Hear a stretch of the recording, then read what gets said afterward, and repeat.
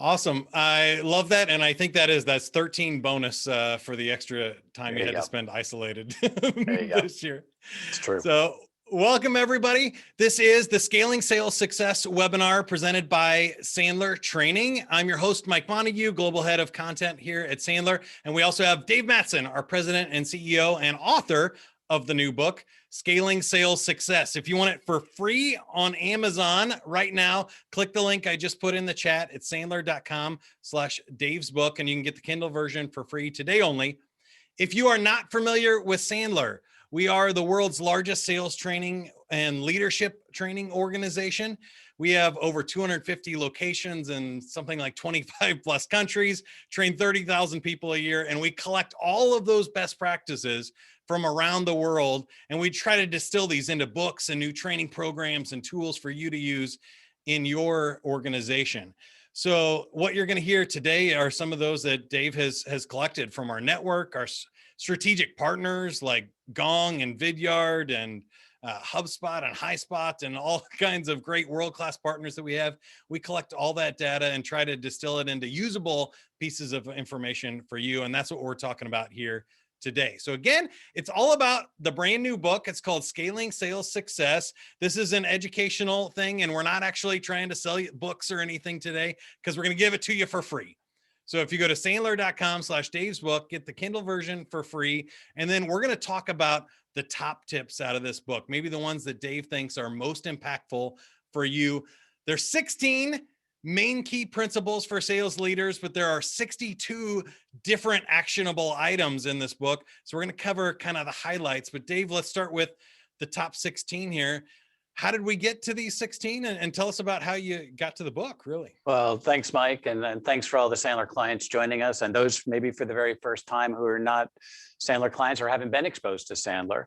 So listen, I've been exposed to Sandler since 1986. So I'm going to date myself here a little bit, right? So as you can imagine, I've seen an awful lot, and through whether it's executive coaching or the customers that I get to visit and spend time with over the years, I've seen a lot of trends.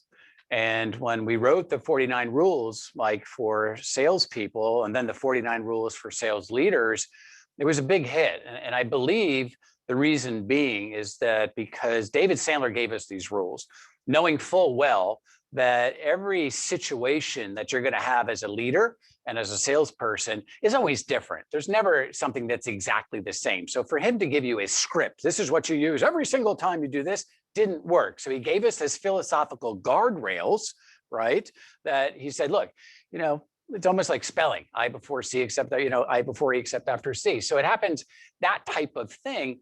And those 49 rules just took off because it gave us the boundaries for us to operate freely within them.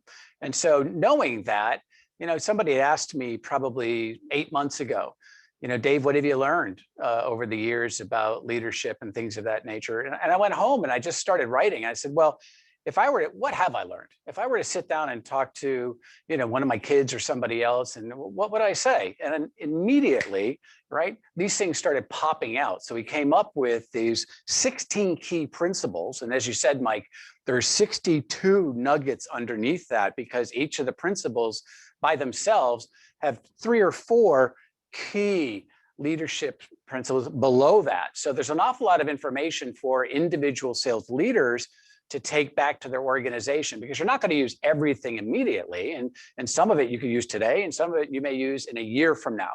But you can pick and choose what you use and how you use it. I love that. There's a ton of good stuff on here. We're not going to dive into all of these today because we just don't have time in the hour. So, we'll send out the recording of this. We're recording the webinar. You can all check it later. You can also just get the book for free. Go to sandler.com/Dave's book.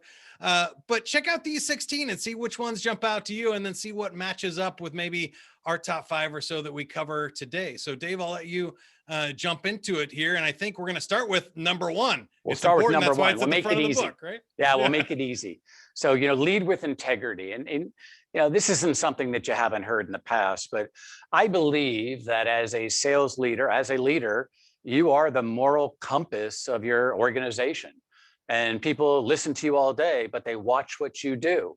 Much like I have 5 children, And, I've spent my life trying to, shape them into great humans, but they're watching what you do. And as a leader, you can't follow the rule of listen to what I say, but don't watch what I do.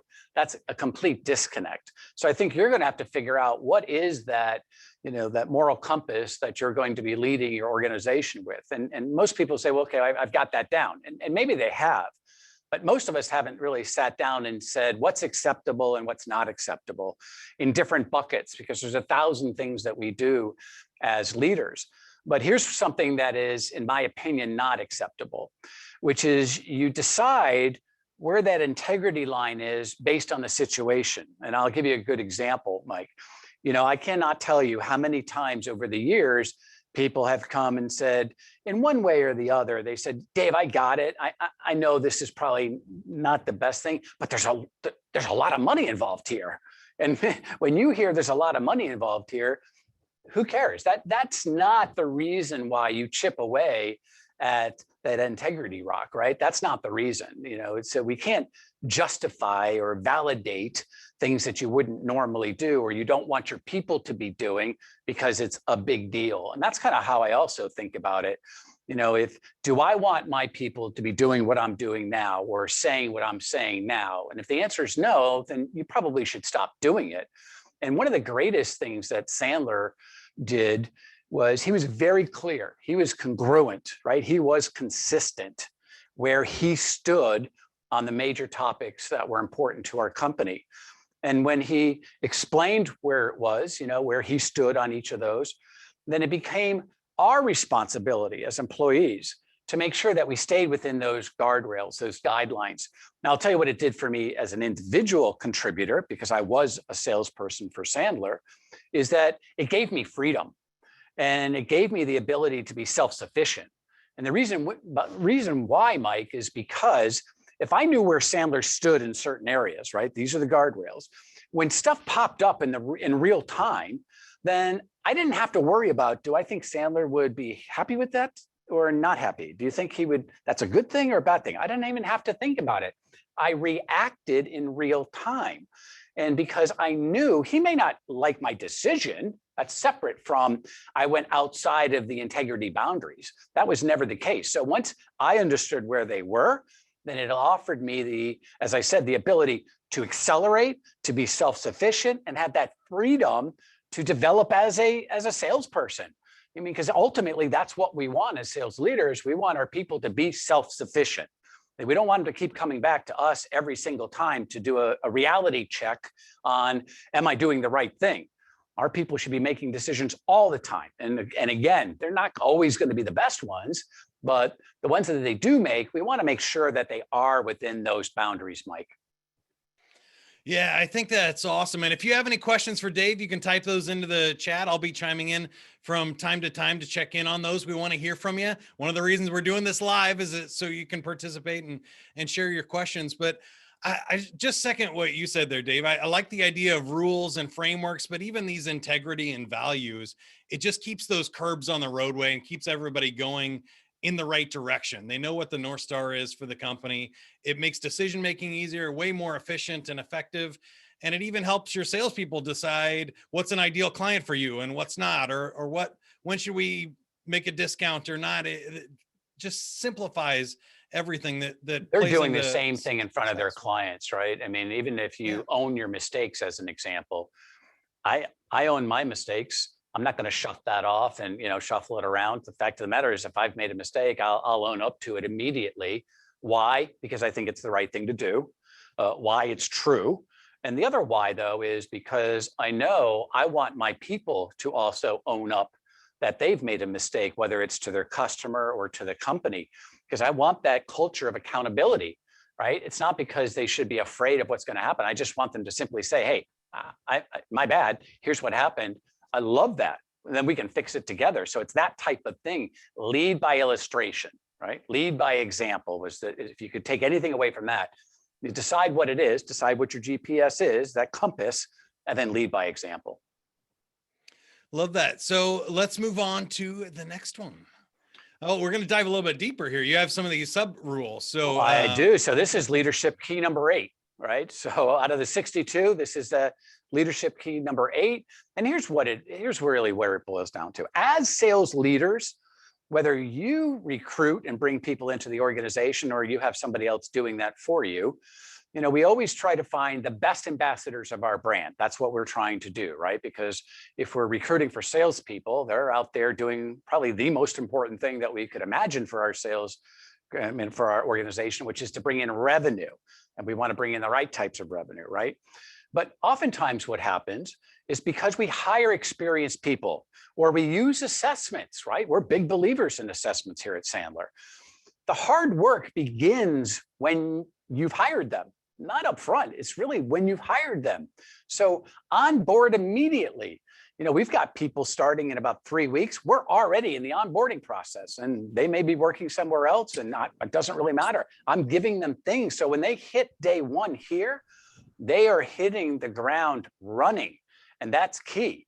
And Mike, I think a world-class onboarding program has 4 big steps that we're going to cover, but very quickly, one of them is, if you want people to act as they are been with your organization as the top producer for decades, 4 things you want to do. One is make a list of all the things that they should know or be able to do to be 100% successful. What is it? Now, I've done this a million times, Mike, and you're going to get a list of about 60 some odd things.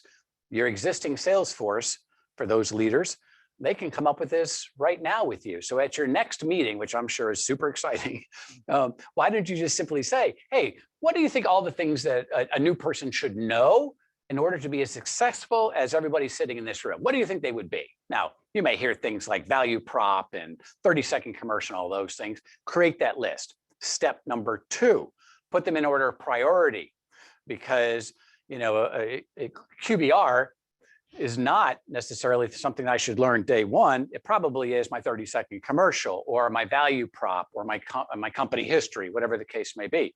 So put it in order of priority. Number 3, give them an example of what it is. So if you want somebody to learn your organization's 30-second commercial, then give it to them, all right? Adults learn by illustration or imitation. You want them to mimic what you've considered the best 30-second commercial. And the 4th thing that I want you to do is to have them demonstrate it.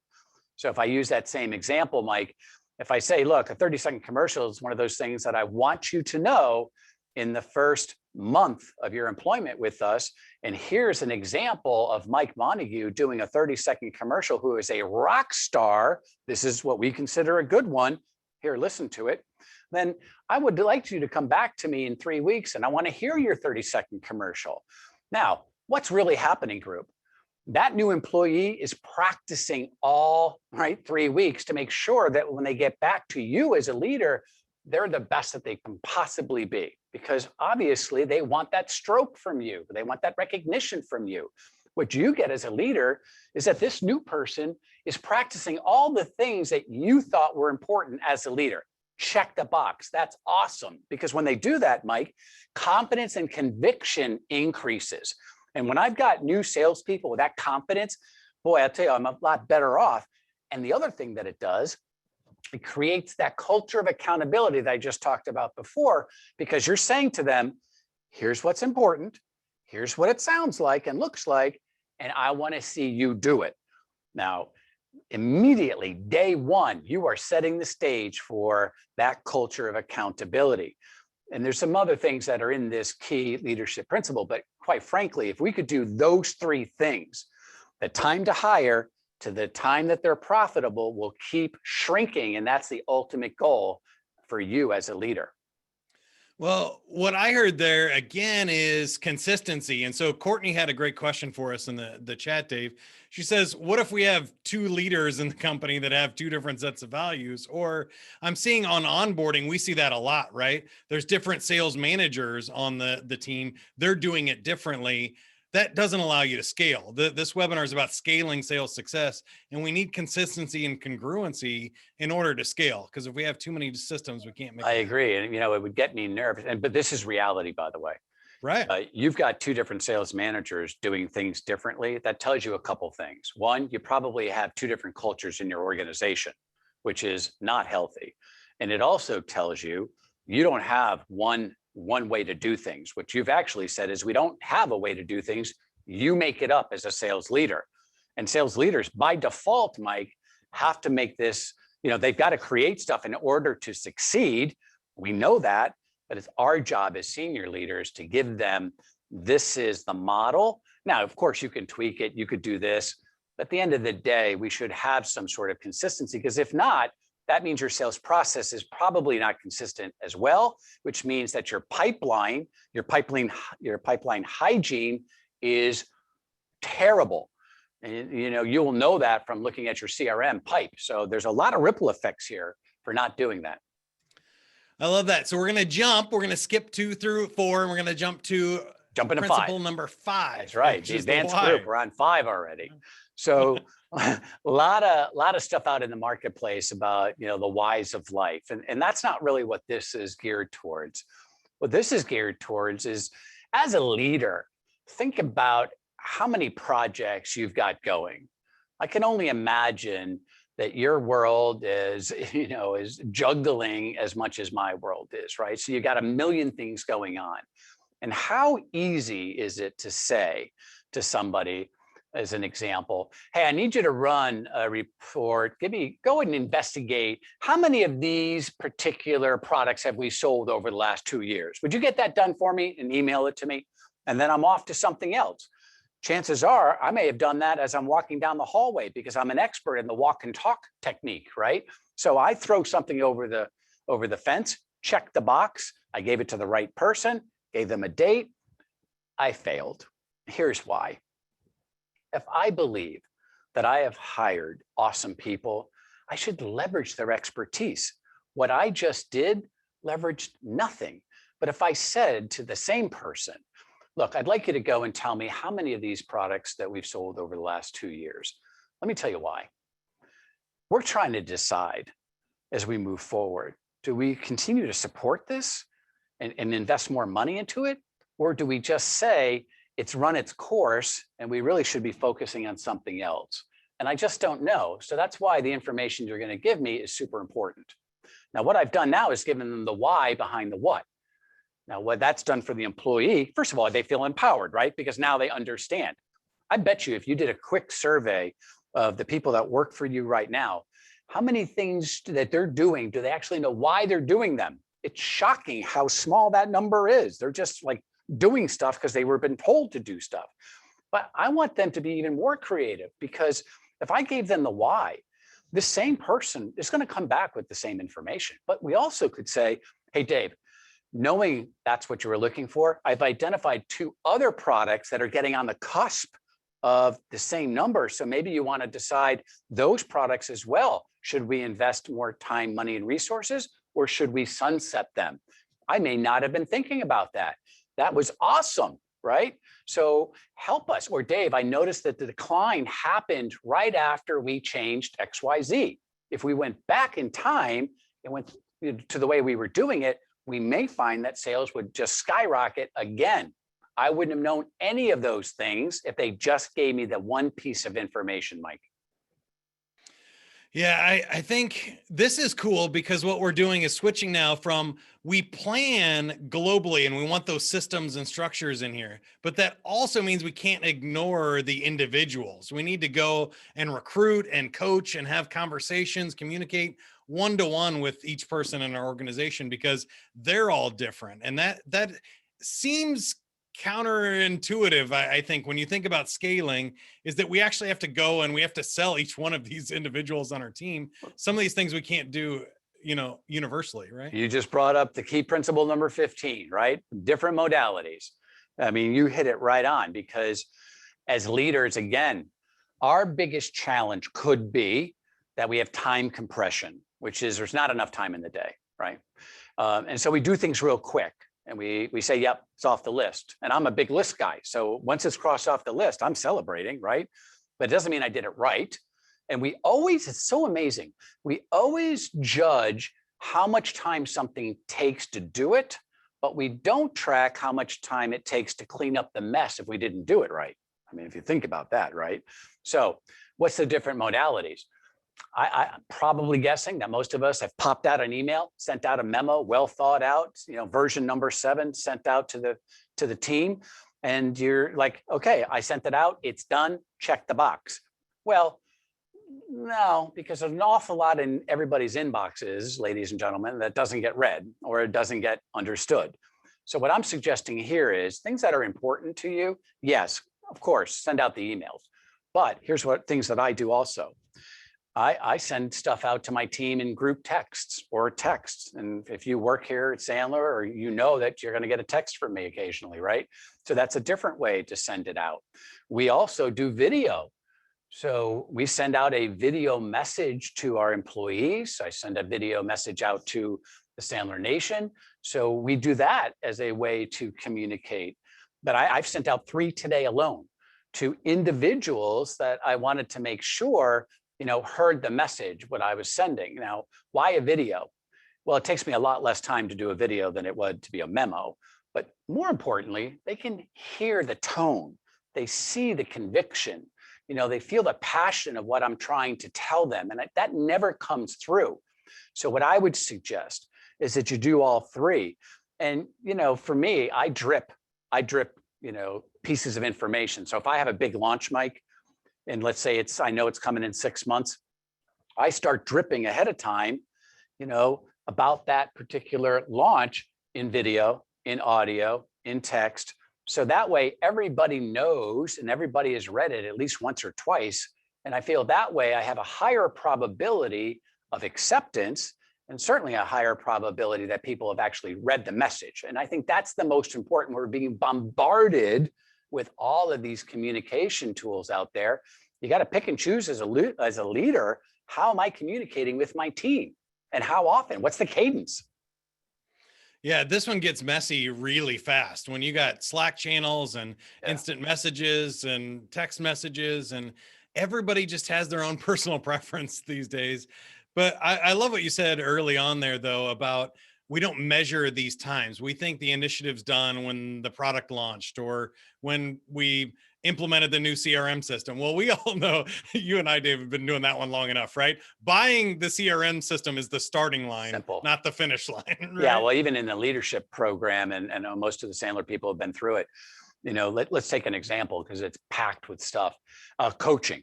So here's how you coach. And people would be like, that's awesome. That's great. When do I have time for this? Every time I come, all I leave with is a bunch of more stuff to do. I don't have time to do this. Well, the fact of the matter is, if you were coaching properly, you would have a lot of time on your hands because people would be self-sufficient. People are hitting their quota. People are just excelling. So cause and effect, right? Cause and effect.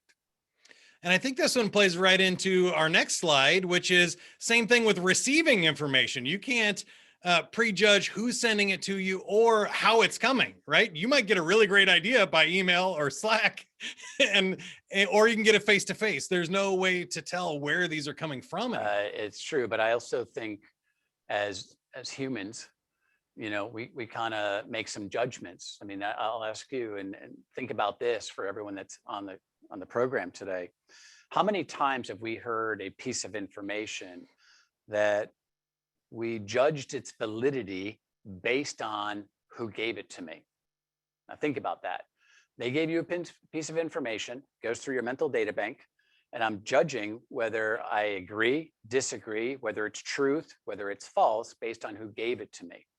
Now, I get it, makes sense, but that works both ways, pro and con. So if I had a piece of information coming to me from somebody that maybe I didn't, let's say, respect, or I didn't see eye to eye, you can fill in the blanks, it doesn't matter. Would I discount that? Am I listening for the truth? And I think that's the key here. Listen for the truth, regardless of who gives it to you, because I could downplay that piece of information. But on the flip side, somebody that is very influential, very respected in your mind, gives you a piece of information, you may automatically think it's true, and it may not be true. So I'll give you a quick example for me. We have somebody in our network, there's 400 trainers, right? So different people from around the world, right? Different personality types. And we had a person that I'll call a mismatcher. That means if you say cold, they'll say warm, right? You say red, they'll say blue. No matter what happens, they're going to come up with something different. And, if I'm going to age myself here, but it's almost like Eeyore, right? Everything was always half empty, everything's raining, that type. And so when this person would say something at a conference or say something, you could see the eyes rolling. Here it comes, right? And I get it. I get it. I promise you, for many years, my eyes were rolling too. But what this says is the following. That particular person, when they gave advice, you know what I've learned? That they were pretty close to the truth, actually. And I got more out of listening to that, filtering, right? I have to filter who said it and just say, is that true? And it really helped me. And the day I had that light bulb, I started opening my mind and listening to lots of different stuff. So when you do get information in, don't judge who gave it to you. Listen for the truth. And then also, number two is when you get information, start to look at it from, different stakeholders. How would the client think about that? How does the employee think about that? How is that group of salespeople thinking about it? How do I think about it? How does my leadership team think about it? Because it starts to hone in a little bit, right? And I like the last one as well for me, which is, what happens if the exact opposite was true? Because Mike, here, I can't tell you how many times you get a piece of information, you haven't validated it, and it becomes fact. And now you're operating and moving down the road, reacting to something that may not be exactly what you think it is. And so when I hear information, I'm doing everything that I've said I was doing, but I also sit back and say, well, what happens if the exact opposite was true here? And you learn a lot. And it also allows you to ask good questions because you're not sucked into who said it. You've thought about it from different perspectives. You've thought about what happens if the opposite was true, and it puts you in a much better position to make good decisions. And that's really what we need to be doing as leaders. I think that's great. We hit a nerve for a lot of people here on this one. I think that happens a lot. We all hate it when it happens to us, right? But then we get in our own world, and when we as leaders get the chance, we forget that there are so many different stakeholders. Yeah. And I think a lot of times, right, we deal with the sales department. So the salesperson is on the front line. That new hire you had is trying to figure things out. They're seeing things from a fresh perspective that the owner of the company has been doing this for 50 years, can't see at all. And so all of these opinions are valid and relevant. And then we have to decide as the leaders where the truth is and really look for that. Well, Mike, I'll give you a quick, kind of a peripheral example. How many of us have heard a piece of information from something that maybe wasn't in the sales department or were brand new to your company and you discounted it? You don't know what you're talking about. You're brand new. Why don't you come back and give me advice in 6 months from now? But I've learned I get the best information from new people because they have a fresh set of eyes. I'll always take people out to lunch when I could, but now it's a Zoom lunch.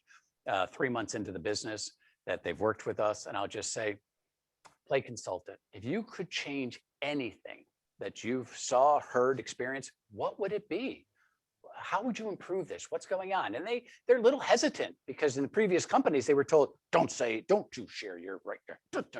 I want that. And once they realize it's safe, right? They tell me so much information, stuff that I thought was already happening, right? Because I sent the memo, but also things that I never thought about that. That's kind of interesting, actually. And we implement an awful lot. I think our job as leaders, constant improvement, continuous improvement, right? And so it could come from new people as well. So I love this one. And if you have any questions for Dave, go ahead and type those in the chat. I'll pop them in when I think it's most appropriate. We had one more here before we move on to our next rule, which Redme asked a great question about communicating these messages. What do you feel like is the most vital factor for catching the right person at the right time with the right modality? I suppose this could be up or down, but I think the simple answer for me, the Yogi Berra answer is like when people are listening. Is the most vital factor. But when you think about that as a sales leader for us, Dave, how do you think about when is the right time to send a message? Well, I think you'll know the patterns in your organization, right? So for us, I know if I'm going to send it out to the Sandler network, it should happen first thing in the morning, like 6:37, because I know they're going to open it up and it'll be there. I also know that I've got like an 80% higher probability they'll open up a video. So I know that that's there too, especially when it says 3-minute video from Dave. They know they don't have to,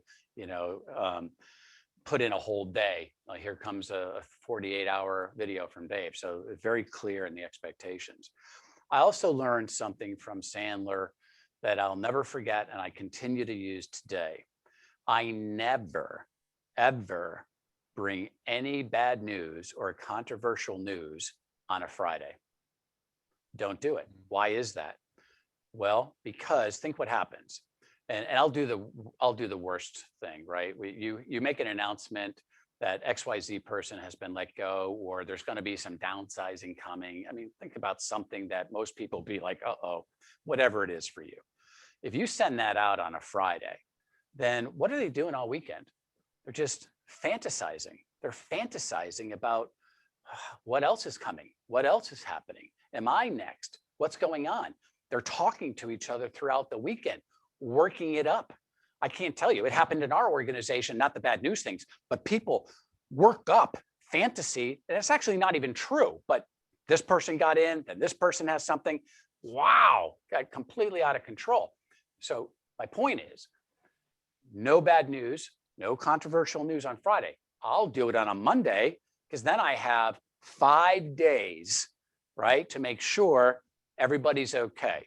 I have 5 days to make sure that it's been communicated properly, that the message has been pushed down properly, that if somebody is misunderstood, I can just walk down or Zoom them real quick. So to me, I always remember that from Sandler, which I still use today. So hopefully that helps. I love that. Great answer. And I was just going to say the opposite is true too. As a tech guy, we make updates 5 o'clock on Friday. So if we break anything, we have all weekend to fix it before Same Monday. thing. But it totally depends on the type of information, who you're sharing it to, and all those things. And just think strategically about it. I would also say one more quick tip is, don't rely on one channel or one message. Like, just bomb that message out over email and phone calls and personal communications, right, and in meetings and all those channels, so that you hit everybody who chooses a different medium or miss that email that went to junk or something. Now let's jump a few more rules ahead here to number 11. So this one is something I think we all intuitively know, right? Certainly we know that if an employee, a team member of ours, had a great idea, you shouldn't take it for your idea. You give them credit. We all know that, right? That's like 101 stuff. You would think that, but it's actually just happened to my son yesterday. He said here are 5 suggestions as a new person. The manager went on the very next meeting and said, let me tell you what I've been thinking about. My son was devastated. So as much as that's common sense, sit back and figure out, are you actually doing that? But that's not what this is. Here's what this one is. I think when you're implementing something, whatever it is for you, your goal is to shrink the amount of time it takes for your team to own these ideas and implement these ideas, right? So I'm sure we've all scratched our head. Why did this take so long for everybody to get their arms around? I don't get it. All right. Well, look, we have to shrink that. So how do you do it? I believe a we idea is far more powerful than an I idea, right? My idea is going to get a slow roll. But if it's our idea, then we have ownership. People have ownership in it, and we're moving along. So for instance, here's what I'll do. If I travel, I'm going to give you some examples. I travel on a plane when I could. And when I did that, Mike, inside, everyone cringes when Dave gets on a plane, because I've got time to work on the business and I'm not sucked into the business. And people would like take the next day off, right? Because they're like, oh, here comes Dave. But when I come back, if I have an idea, or if you have an idea, leaders, instead of saying, hey, this is a great idea, we're going to implement this. Well, they're questioning it behind the scenes anyways. So instead, why not come back and say, here's what I was thinking about. Here's why. Beat it up. Tell me why it won't work. It's okay. And so I'm trying to make my idea that I frame it. I want to make it ours, and it becomes ours when we start getting suggestions. Like there's got to be 4 reasons why this won't work. What are they?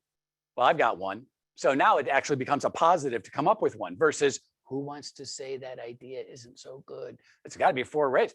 I got one. What's that?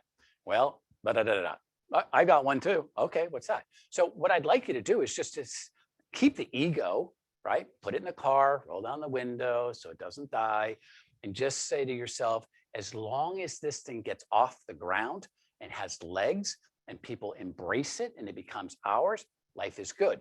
I'm also going to go back to something we've already talked about, which is if the idea is on the table and we're looking for how to improve it, what's missing, then I'm also pulling in the creativity of my team, because creativity of Dave by himself is a 4, but creativity of the people that I've hired together is like a 24. So I want to increase the probability of success, not to keep score on how many good ideas I've come up with. We all come up with great ideas. I mean, there's no shortage of great ideas within leaders. I mean, that's not the issue. The issue is, how do we implement them, and how do we get people to embrace them, and then how to pull the expertise and to make these ideas better. And I have tracked this over time, I promise you. Early on, I had the Dave ideas and I had the we ideas. And the we ideas always were so much more effective when we rolled them out, Mike. Yeah, it's so great. And I think it really gets the buy-in from everybody too, which is so important, right? Yep.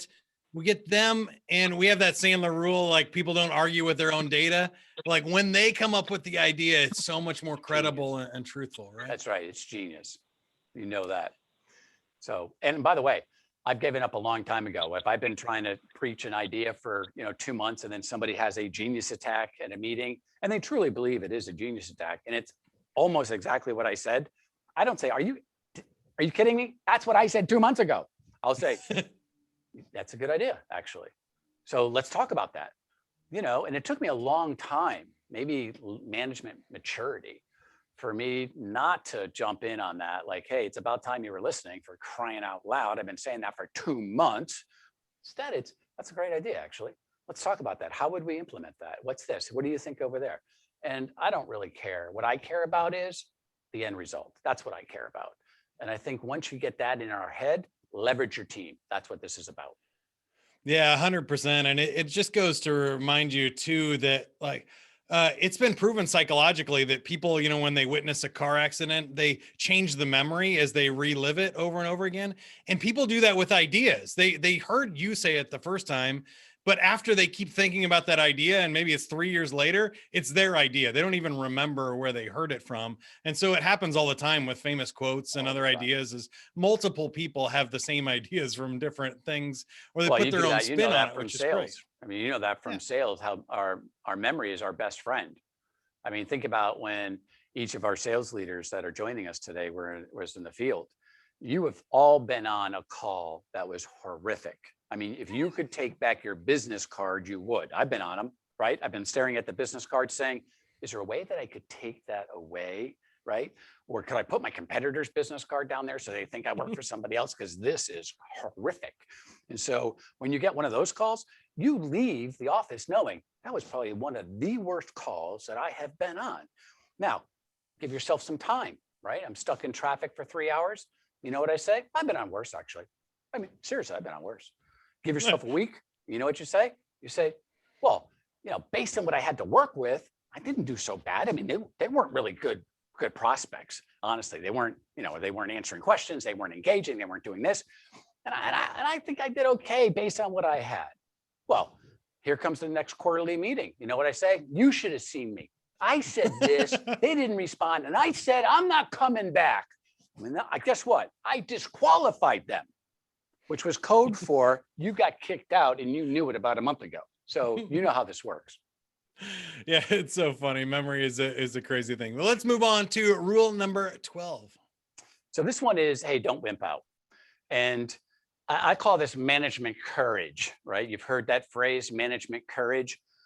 There is no one on this line that does not have something that they procrastinate or have procrastinated about. We kind of put it off because we just don't want to deal with it. Now that could be for a morning, could be for a week, could be for a year. But the longer you wait, the more it eats up at you. So it's not like you get to forget about it, right? It's not there. It's still in your head. It's still consuming you. So you really have accomplished nothing. So I would suggest to you that you can run away from it or just embrace it and get it over with. So to me, I'll do a couple different things, and by the way, when I say management courage, there's probably a dozen of these things that happen to you every week. It doesn't have to be this monumental event. It could just be, I'll wait for that tomorrow. I don't want to deal with that right now. Right. And it's not because you don't have time. It's just because that could go horribly wrong. And so a couple things happen. One, I think you should be courageous 5 minutes at a time, maybe 10 times a day. That's okay. I don't have to be courageous 24/7. I got to be courageous 5 minutes, right? I just got to get it out of my mouth, whatever it is, or do whatever I'm comfortable with. And then I can go back to my wimpy self, that's who I really am. It's okay, but I'm going to be courageous 5 minutes at a time. I am going to practice if I'm going to talk to another human, and that's what gets me, whatever this topic is got me, high on anxiety. I'm going to practice that talk track. I'm going to get my part down. I want to make sure my ears hear what my mouth is going to say. And by the way, probably I'm protecting myself against me, because the first time I heard my talk track about what I was going to say to that person, it was terrible. You mean you should be fired? Horrific. But by the third, fourth time, I've added stuff. I feel good about it. My confidence level is going up. My conviction level is up. And so, bam. And then here's the bottom line. It's never as bad as what you fantasize about, right? You got to fantasize about some reaction. It's, oh my gosh, this is going to go horribly wrong. I'll wake up. No one showed up again at the company. I'm by myself. It doesn't happen that way. I think the longer we wait, the more we tend to have this grow, this fantasy grows. So I would just say, get it done quickly. And whatever you're procrastinating on, I would also say, do it in the morning. Get it over with. You and I both know there's things that we didn't sleep over, right? We didn't sleep over. I always remember Sandler gave me this task that I was super uncomfortable. I mean, I did not want to do it. And I stalled for like 2 days. And I was a mess for 2 days, not because he was telling me to do something that was, not from an integrity perspective. I was way out of my comfort zone, right? I was managing people twice my age, and he wanted me to, I was like way out of my comfort zone. And so I fantasized about this whole thing. I was doing this whole thing, but hey, guess what? At the end of the day, when I did it, I said, well, it wasn't so bad. That actually wasn't so bad.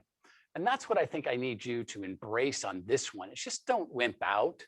Listen, be courageous 5 minutes at a time. Just practice if it's with another human, if you have to talk, get it out. You'll get better and better. Do it in the morning so it doesn't eat you up all day. And you'll also find when you do it in the morning, you're empowered, right? Because you realize it wasn't that bad. It wasn't that bad, actually. And then you're running and you're gunning all day long. So those are some quick tips that are in that rule within the book. This one is amazing as well. I feel like we could do a couple of days and probably have just on guts here, but I love that rule of doing it early in the morning because psychological research has shown your willpower is like a muscle. It gets tired. If you're doing difficult things all day, you just go, yeah, you know what? I can watch a Netflix show and deal with that tomorrow. If you said, I'm going to do it at the end of the day, yeah. It doesn't happen. You know what you do? You rationalize, I'll do it tomorrow. The problem is that happens 35 times in a row. That's the problem, right? Yeah, and I also love that those short time frames. The research here has shown that emotions last 9 seconds to 90 seconds. After that, it's a story you're telling yourself. So if you're worried about something all day long, that's you. That's not your body being worried. You're consciously choosing to worry about that. And same thing after something happens. It stinks to have a difficult conversation like letting somebody go or something. But if you're carrying that all weekend with you, that's on you as well. Sandler used to talk about the reach back and afterburn, right? Of these things stretching out, that if we really narrow it down to what is it that we're afraid of, and we deal with that issue of the fear, the actual act of doing whatever it is isn't that hard, right? Well, I'll tell you from a selling perspective, and for those that are Sandler clients, when you're teaching the upfront contract, right? One of the things they're always fearful of is the outcome step, Mike. Like, how can I talk about what's going to happen at the end of the meeting when I haven't started the meeting? And you can see people really freaking out that haven't learned Sandler yet. When they do it, right, and they'll always try it on a prospect that is the worst prospect of all time because they have nothing to lose, which is fine. That's how I actually got engaged with Sandler. And they'll be like, that's the greatest technique I have ever done. They become absolutely, did a 180, but they fantasize, to your point. How is this possible? How is this possible? But once you get there, you realize not so bad. Yeah, it's really an interesting thing too. I think what people are afraid of is different, which is amazing too. So sometimes you can leverage your team as well. And so there are people that are really great at having difficult conversations. There's other people that are really great at going on stage. And so I know we have a partnership here at Sandler where somebody, I'm not sharing secrets here, Dave. I hate the spreadsheets and I love being on camera.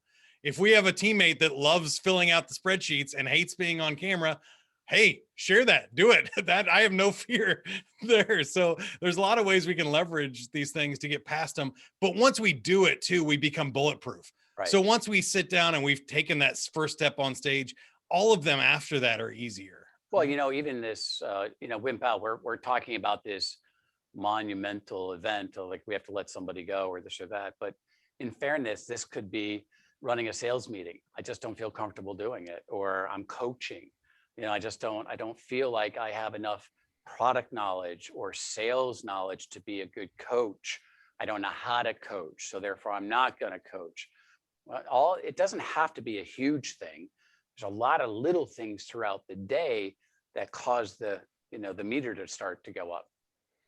Yeah, and I think that takes us right to rule number 16 is it could be anything. It could be an employee that has BO. It could be any kind of uncomfortable situation that comes up. And we all learned in the last, 12, 14 months, we need to be ready for a lot of uncomfortable and crazy situations, right? Yeah, to me, preparation and really to prepare for contingencies, to me is the key. That's my mantra.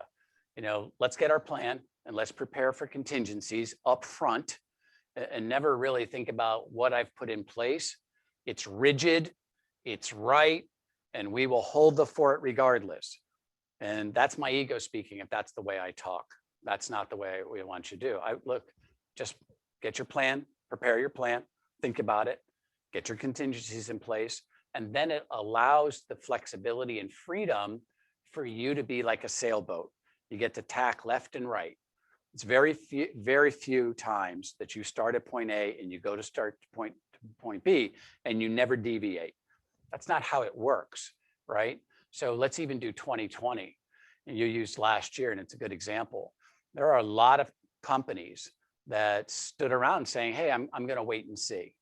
It's got to be almost over. Oh, this can't do this. And they weren't ready for anything because they didn't prepare. But we, as an example, did 3,200 training sessions from mid-March to the end of June alone. Who knows for the rest of the year. And so we've just pivoted in 72 hours. We were totally virtual. Now, I know you'll say, well, of course you had to be virtual because you can't go anywhere. I get it.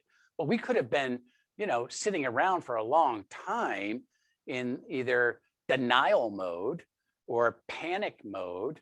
But I think if you really spend the time figuring it out, it allows you to be a better business person, and people will come to me all the time on my team and say, Dave, what happened there? You just agreed to X, Y, and Z. Because guess what? yes, it wasn't exactly what we talked about, but it's a better plan.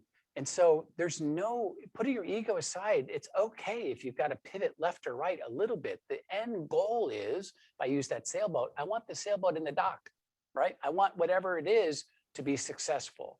And I think that's really what it is. And I've watched so many leaders say, that's my plan. That's what we're doing. We're not deviating, blah, blah, blah, blah. And that makes sense depending on what industry you're in. Like I would like my surgeon not to deviate. I don't want them to start trying stuff out on me. I get that part.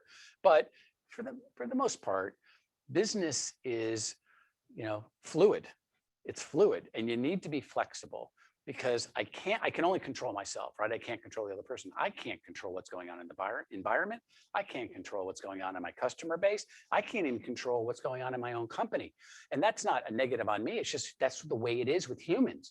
And so this big thing is just be flexible, be ready for anything. That's the message on this one, Mike. Yeah. And to me, I think we can also change our attitude about this one, just like we did with the guts, that this is the fun part, right? If you just set up your company once and all the systems and then it ran fine without you for the end of time, that's not very exciting. You might make a fair amount of money, but what are you going to do? You need something that you're managing or you're leading as a leader, right? This is a part of being a leader. I think a culture of adaptation is key. I can't tell you how many operations people that I've interacted with over the years that are highly offended that we've deviated from the plan. I mean, deviated from the plan because they take it personally. But it's like the IR, right? Identity and role. So if you take rejection, it has to be on your role side, not your identity side. And the same thing holds true here, right? Don't be offended that people aren't following it exactly. It's because we made a business decision that we're going to alternate. We're just going to shift a little bit. And I've had more issues trying to resolve people behind the scenes, as I said, being offended versus being flexible. And so, yes, there is a high C's, right? In the DISC language, there are high C's. But I think as a leader, I also do a speech up front before we do any of these major rollouts. Guys, gals, what we've started today isn't going to look like when we finish this thing. We are going to make a bunch of pivots. So just get comfortable with it. It's coming. If you see change that we should make a change, please bring it up to us. We want to adjust. We want to be adaptable because we want to be the best we possibly could be. And that's the most important thing. If you keep saying it, then people get to be a little okay with it more than they would naturally be and their styles, right? But you've got to make sure as a leader, you're paying attention to this. I love that it's creating the culture of continuous improvement and lifelong learning, that there's never a destination. The plan doesn't always work out to the very last step. We have to adjust. So once we get used to that, we can create an environment where we're outside our comfort zone. We're having fun. We're changing. We're adapting to what's in front of us and we're growing. But if you go back to our first one, we're still of the same values. We're still going in the same direction and for the same destination. It's just we need to make adjustments as we go through, right? I want to ask you one more question, Dave, about scaling specifically, and then we'll open it up for FAQs. We got about 5 minutes here. That any questions you have for Dave, now's your chance. You got a president, CEO, 8-time best-selling author and leader of an international organization. Here, ask your question in the chat, and I'll pick out some and ask Dave. My question here was about scaling, Dave, because I think there are some unique challenges in that from day-to-day sales management of a company that's maybe kind of hit maturity. If you're really trying to grow, what are maybe 1 or 2 things on the top of your bucket when you're thinking about fast growth for an organization?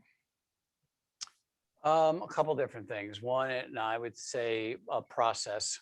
Now, most people get nervous, and by the way, I'm not a process guy. I mean, there's no better fire ready aim person than me, right? So don't misunderstand. But if you want to scale, you want people to follow some sort of playbook, right? They should have some baseline to say, this is how we're going to do X, Y, and Z. Now, with experience, can they go off a little bit? Of course. But if you don't have that baseline, that structure, then we're going to go back to the first question, which is I got sales manager A doing this, and I've got sales manager B doing that. And that's all over the place. So if you want to scale, let's just do some examples. Get your sales process down. If we use that as an example, right? Get it down.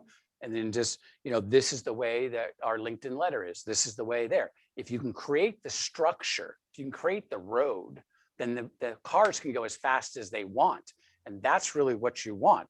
You want those guardrails so your people can accelerate as quickly as they're able to run. And I would have never said that early on. I would have said, just go hire a bunch of studettes and studs and let them go, right? And give them a good comp program that'll just make them so excited.